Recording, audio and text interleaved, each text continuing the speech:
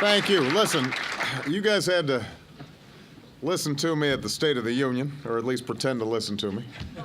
So I'll try to keep it relatively brief, some opening remarks, and then open it up for questions. First of all, I just want to thank Harry Reid. And I recently said he's got one of the toughest jobs in Washington. Managing an institution that, by its very nature, is, let's face it, you guys are a little difficult to manage. I've been a part of this caucus. I really don't think anybody could have done a better job under more trying circumstances than Harry Reid, and I think he deserves a huge round of applause. Now, let me start by saying we always knew this was going to be a difficult year to govern, an extraordinarily difficult year to govern. We began 2009 with a financial system on the brink of collapse, an economy bleeding nearly 700,000 jobs per month, a $1.3 trillion deficit, and two wars that were costly in every sense of the word. We knew that solutions wouldn't come easily or come quickly.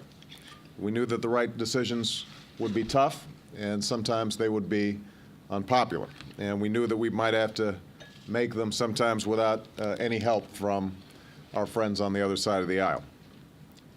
But we made those decisions. We led.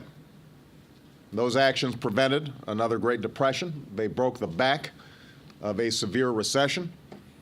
The economy that was shrinking by 6% a year ago is now growing at nearly 6% 1 year later. That's because of the work that you did. Harry listed some of the work that you did on behalf of the American people, even under these difficult circumstances. Extending health insurance to 4 million children, protecting consumers from getting ripped off by their credit card companies, and kids being targeted by big tobacco. Some things that weren't noted or didn't get a lot of attention. You reformed defense spending by eliminating waste and saved taxpayers billions while keeping us safe at the same time. You gave billions of dollars of tax relief to small businesses and 95% of working families here in America. You did all this despite facing enormous procedural obstacles that are unprecedented. You may have looked at these statistics. You had to cast more votes to break filibusters last year than in the entire 1950s and 60s combined. That's 20 years of obstruction packed into just one. But you didn't let it stop you. As Harry mentioned, though, our mission is far from accomplished. Because while the worst of the storm has passed, far too many Americans are still hurting in its wake. I know you've seen it back home in the shuttered businesses, the foreclosed homes. You've heard it from constituents who are desperate for work.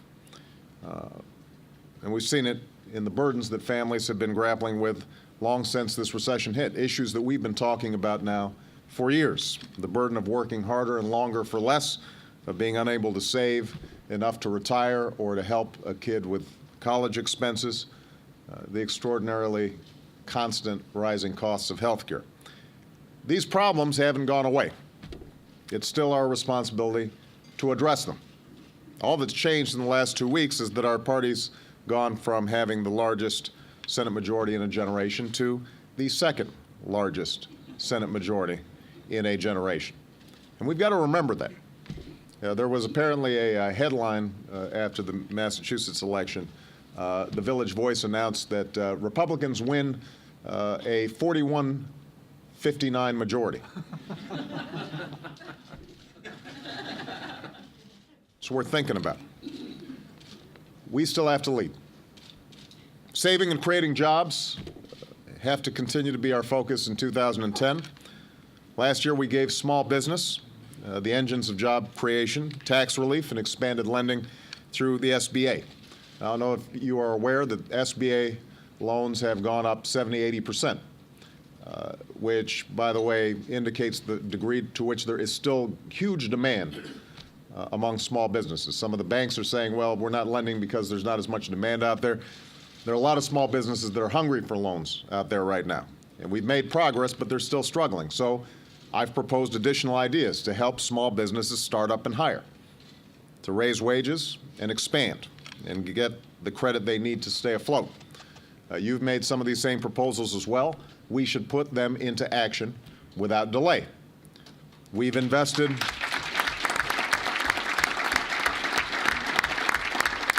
in America's infrastructure, rebuilding roads and bridges and ports and railways and putting people to work, strengthening our communities and our country. And as you know, the Recovery Act was designed so that a lot of that work is going to be taking place this year, not just last year. Many of the projects you funded come online in the next 6 months, but we can do more, and we should do so without delay.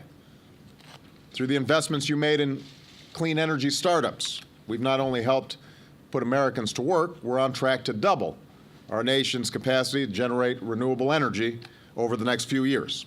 I've proposed additional tax credits that'll promote private sector hiring and energy conservation. We should do that without delay. I think ideas like this should be pretty palatable to the other party. They seem pretty common sense, pretty centrist.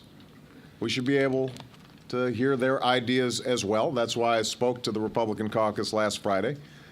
I think it was to the country's benefit that we had an open and frank discussion about the challenges facing the American people and our ideas to solve them. I got to admit, I had a little fun at that caucus. Now, obviously, on some issues, we didn't agree, but on some we did. And I'm reminded that when it came to health insurance reform in particular, I sought out and supported Republican ideas from the start. So did you. Max Baucus, where's Max? I think he can testify to spending a little time listening to Republican ideas.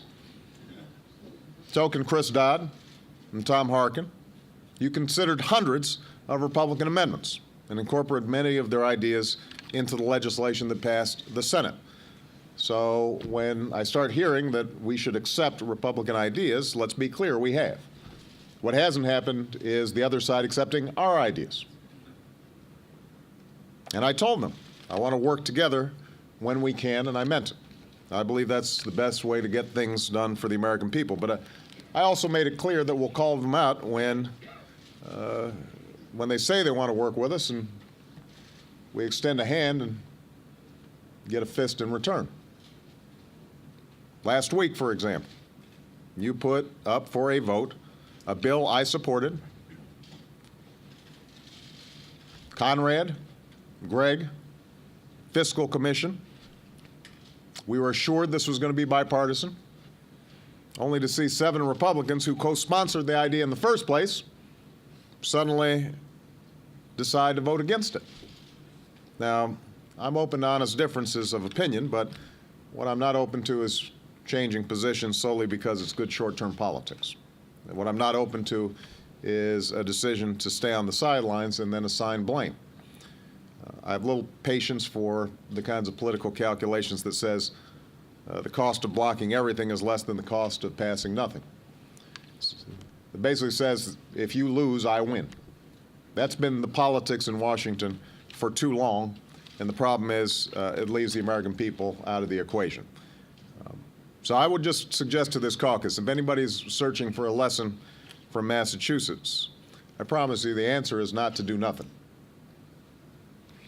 The American people are out of patience with business as usual. They're fed up with a Washington that has become so absorbed with who's up and who's down that we've lost sight of how they're doing. They want us to start worrying less about keeping our jobs and more about helping them keep their jobs. And they want to see their business done in an open and transparent way. You know, when we took back the Senate in 2007, we did so in part because we made a case that we'd be better on ethics and transparency. And we backed that up by passing the most sweeping ethics reform since Watergate and by beginning to address earmark abuse. We should be proud of those accomplishments, but if we're going to erase that deficit of trust that I mentioned at the State of the Union, we're still going to have to do more. And that's why I've proposed that we work together to make all earmark requests public on one central website before they come up for a vote, and to require lobbyists to discuss details of their contacts on behalf of their clients with the administration.